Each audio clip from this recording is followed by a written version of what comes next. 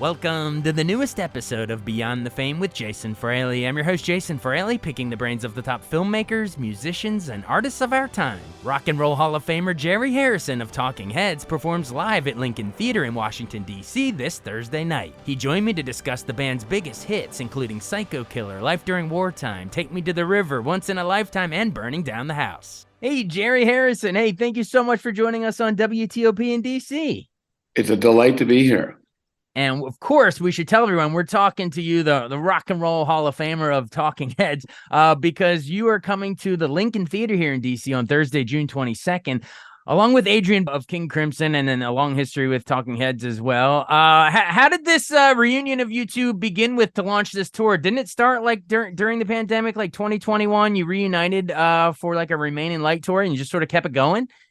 Well, it began years before that because Adrian and I had kept in touch and actually had lived we both had lived in Wisconsin for a while. He was at a recording studio down in Lake Geneva that at one time was probably had the most equipment of any recording studio in the world. And I grew up in Milwaukee, and I used to go down and use that studio.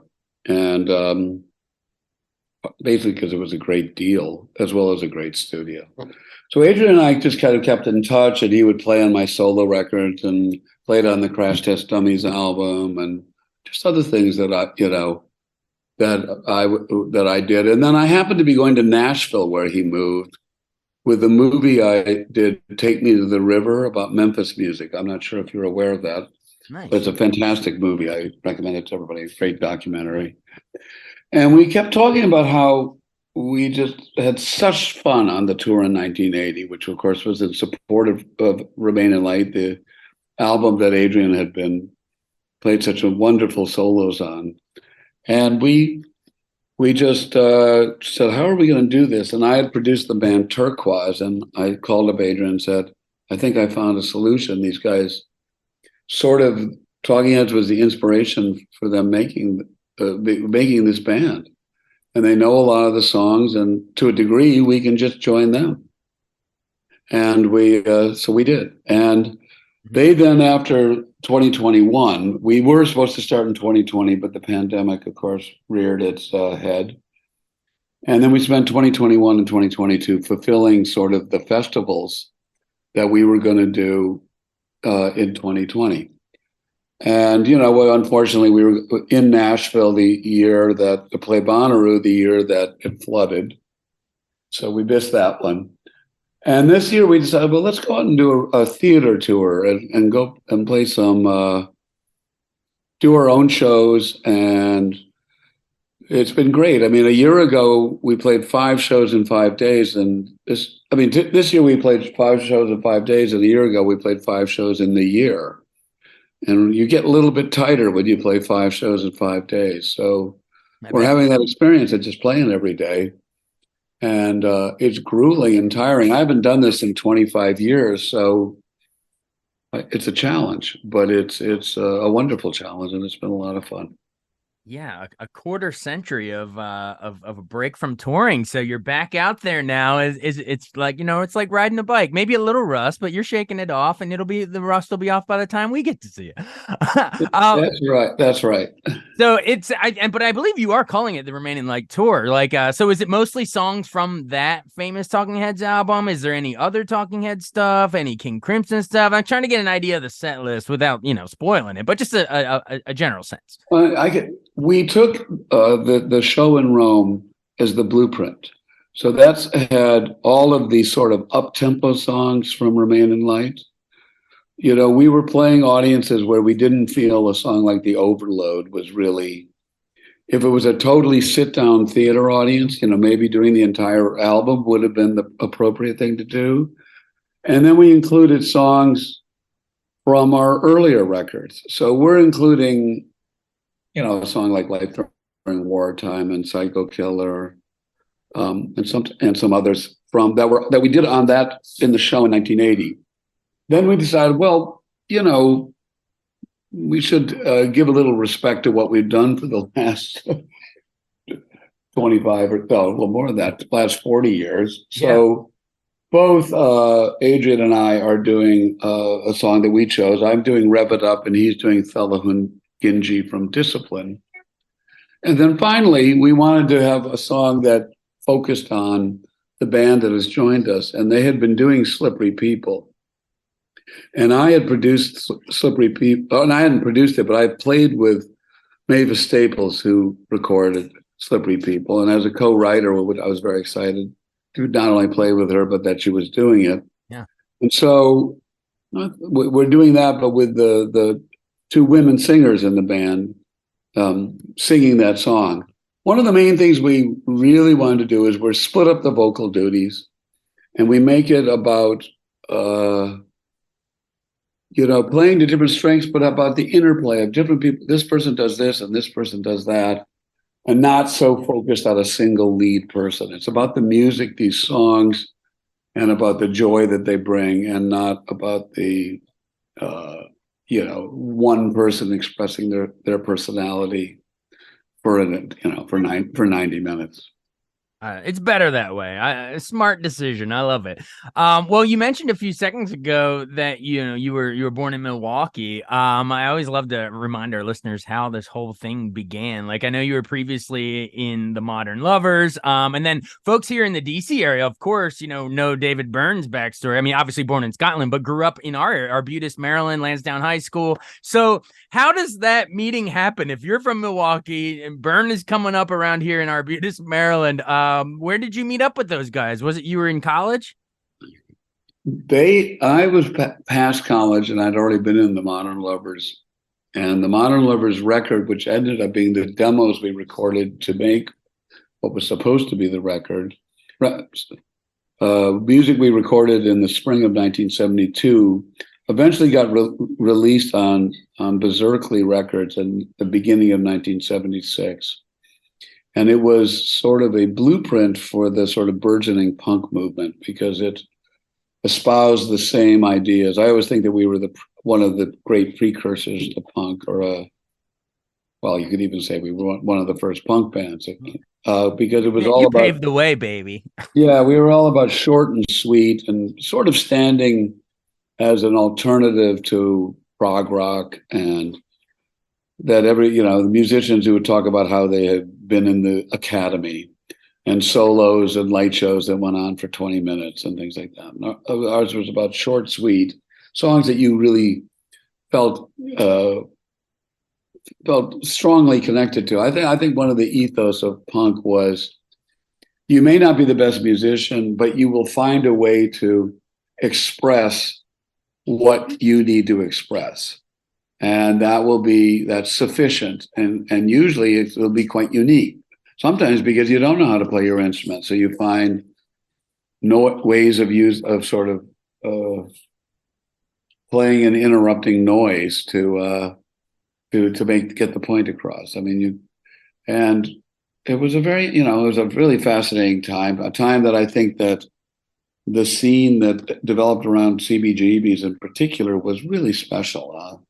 I always think that many of these movements that we all think of so fondly, there was a club or two that helped make them happen. And it usually was a place that the musicians hung out when they weren't playing. And usually it's because the owner would let them in for free and maybe even give them a drink or two. So, you think of, there were clubs in Seattle around the grunge scene. There was things going on in Akron when that in Cleveland, when that happened. And in Athens, Georgia, there was something like that. So CBGB's was absolutely crucial, and absolutely this would not have happened without the support that having that club gave, and the generosity, I think, of Hilly Crystal to basically give the band the door with a slight tax to help pay for the PA. And he took the bar, and he was okay with that. And I think, as you know, bands today often have to pay to play, have to guarantee there will be a certain amount of people there, will have to do various things. So people don't do it. And the clubs, it's less expensive and less hassle to have a DJ or even just recorded music. And so I feel fortunate to have grown up in the time when those scenes could develop. Oh, so lucky. And well, all of us are lucky that you were at that time in history for that all to be falling into place together Well, I as mean, you think about the Black Cat in Washington, D.C., how, yeah. and the 530 Club were Nine really nine thirty, 9:30, yeah. 930 Club, yeah, which I played a few times at both locations. I remember someone had gotten shot there like the night before I went one time, and the the they provided a sort of comforting yet edgy environment for which made everyone who had discovered them and know about them to feel like a little special, that they were going there because they knew about it. And the friends you met there, you trusted them to a degree because they knew about it too. And so, yeah, it was a wonderful time. I mean, you can go back a little earlier to the swinging 60s in London and the Marquee Club and other things like that. This is not, or 53rd Street in New York during the jazz era. This is tried and true way of a scene developing and great musicians. And hopefully, one of the things that was so important about the Modern Lovers is that we were, I mean, not the Modern Lovers, but the CBGB scene, is that most of the bands were so ignored by the record companies that they didn't get signed immediately, and therefore they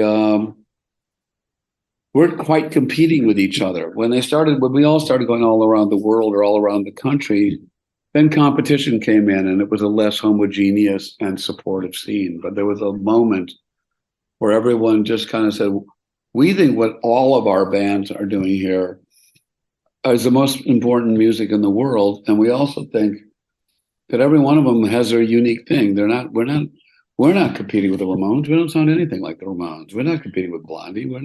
They each have something special. So it was great. I think everyone that was there will looks back on it with a great deal of fondness. Oh, absolutely. Because you all were sort of in on it together, all the fans of those clubs and the bands that played it. It was almost like your own little secret that then exploded out into the rest of the world to figure it out. Exactly. Well, awesome. Well, thank you so much for going so deep into those early days. I want to go into I got to ask about, Psycho Killer on that first album, Talking Head 77.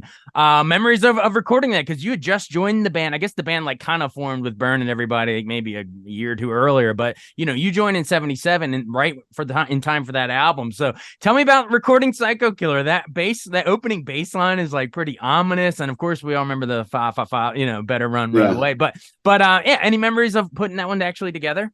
Well, there is an important thing. So we were recording it with Tony Bon Jovi was our producer, who was known for doing things like Disco Star Wars. So he was about as far away from the punk scene as you could get. But that's kind of why we chose him. But there were moments where he sort of didn't get us. And we had done a version with a cello that was quite a bit softer, that I think is available on one of our hidden tracks on Greatest Hits albums or something like that. You can find it somewhere on one of those. There's an artist named Arthur Russell who actually went on to quite a bit of notoriety, particularly in England. I don't know if you know him, but really interesting guy. And that was the song. And then we went on tour and we were closing with Psycho Killer. And of course, we played it far more as an aggressive, probably the most distorted rock song with the possible addition of Memories Can't Wait that the Talking Heads ever did. And we came back and I said, Tony, this is just not the version. The version is what we're doing live. We have to re-record this, which we did. And then, of course, it became the single from that record. So that was an important, I'm glad we went away to sort of learn from our audience that no, that kind of quirky, cool, interesting way of doing it is not the way to do it. And just to clarify, we got to tell everyone that the Tony Bon Jovi is the cousin of John Bon Jovi, right? Yes, he is. Yes, as well as the builder of the power station, the famous recording studio in New York. It is a small world. Well, it's a catchy song. I mean, it's iconic stuff. You'll always see it ranked as like the best songs that influence rock and roll and all that kind of stuff. But the second album, More Songs and Buildings and Food in '78, had one of your most iconic ones, which is Take Me to the River. Now, I'm gonna sort of date myself, or I guess however the young version of underdate myself. But I first heard this. You're gonna laugh, as a singing fish on a wall at my grandparents'. Oh yes, yes, I remember that fish. You probably get royalties from that, or at least I hope you do. But tell me about the original version of that. That's probably what new generations have probably first been introduced to. Yes. But of course, the actual song itself is iconic. So yeah, who wrote that? How was it like recording that in the studio? So well, I think we get royalties in seafood. Nice. Extra fish. Yeah. Well, it was written by Al Green and Teenie Hodges. The Hodges were the high rhythm group in Memphis, who I ended up working with when I made the movie about Memphis. There's the Reverend Charles Hodges, Leroy Hodges, who plays organ, Leroy Hodges, who plays bass, and then Teenie, who played guitar, but who was the most prolific as a songwriter. And Talking Heads knew the song and were big fans of Al Green. And I think the interesting thing is that David taught me the song, and I never went and listened to the original. I just learned it. It's one of those few songs which is really dominated by keyboards of Talking Heads. And we sort of changed the rhythm of the song. I have now played it with the Hodges brothers on shows where after the screening of the movie, we would play. And their whole thing is on this kind of upbeat, whereas Chris is playing this kind of march. And it's like we're playing it, like, it's like you could march when you're doing it. So it's a very didactic presentation. And interestingly, when we released it, Bryan Ferry had released it, Foghat had released it, wow, and Levon Helm had released it. So it was a race between these four versions of the song. Unfortunately, we prevailed. And also, that song broke at AM radio, not FM radio. Really? Yes. Thank you. I had forgotten that it was an Al Green original, a legend, but B, I didn't realize that there was all those other simultaneous, including Foghat and the rest. That's gold. Thanks. That's hilarious. Yeah, it really was. How did this happen? We in fact even did a show at the Bottom Line where both Bryan Ferry and opening for Bryan Ferry, and he performed great Take Me to the River, and then we did. That is great. Everybody has a version of it. Well, the third album, Fear of the Music, Life During Wartime. We're listening to it. It's just this visual storytelling in our brains. We can see this revolutionary hiding in this cemetery, this like apocalyptic landscape. Well, obviously, it was after Vietnam, so Life During Wartime, it's not really an echo of that. But like, how did the idea to come up to do this apocalyptic thing? Well, I think that song, to a degree, was a little bit more like what the Weathermen would be thinking. Someone who was underground. Gotcha. I think it's pretty appropriate to a lot of the what's going on right now in the country, unfortunately. But I think that David's lyrics on that, I sing that song on our show, and lyrics are just so wonderful. I mean, they are just so anyway, yes, Life During Wartime is some of the most fabulous lyrics. I mean, and I think if you've ever seen on the album that it's the lyrics, there are more lyrics than are on the that are sung. It's as if the lyrics could go on and on and on. And I think it's a very clever song and really great. So let's going from there. Speaking in Tongues is obviously Burning Down the House, and perhaps. Wait, Remain in Light was before that, right? With Once in a Lifetime. Yes. I thought we'd already talked about Remain in Light, but okay, yes, Once in a Lifetime is. I think that song also came alive because of some of the movies it was in. I think Down and Out in Beverly Hills. Right. It was just so perfectly captured the sort of contrast between Jeff Bridges and Bette Midler life. But it's a terrific song, and it has a kind of, it's like you're underwater a little bit, and these choruses singing. It really is, probably my favorite Talking Heads album. But everyone's going to get to see that, and when we come on play in Washington. Awesome. And do you have a second to just give me something on Burning Down the House off of Speaking in Tongues? Because I mean, the Jonathan Demme Stop Making Sense, I think, was for that tour, I believe. But just real quick about Burning Down the House, I would love to hear. I think your drummer heard people shouting it at a Parliament Funkadelic show. Yes, that's what I understand. Yes, and I understand that it's a favorite in restaurant kitchens. Because they're all sitting there in like about 120 degrees heat, slaving away, and they play that, and it helps keep them going. That's hilarious. Well, you've been more than generous with your time. I will invite our other listeners to, keep doing a deeper dive on all the other albums, because And She Was is also so catchy, and in movies like you're saying, and Wild Wild Life off of True Stories, the album Naked had Nothing But Flowers, and then everyone check out the Wim Wenders movie Until the End of the World. You had some soundtrack sex. That's right, and that's a great song. And of course, This Must Be the Place has become like it's like the theme song of a lot of weddings. So really great. It's really been a pleasure to talk to you. I'm sorry we're getting kind of cut off a little bit, but really looking forward to coming to Washington. I have friends there that will be coming, so see you then. Absolutely. Everybody, Rock and Roll Hall of Famer Jerry Harrison of Talking Heads, come to Lincoln Theater Thursday, June 22nd. Get your tickets. Hey, thanks so much for doing this. You bet. Bye-bye. Thanks so much for joining us on Beyond the Fame with Jason Fraley. Remember to hit the subscribe button and give us a 5-star rating if you like what you hear. We'll see you next time.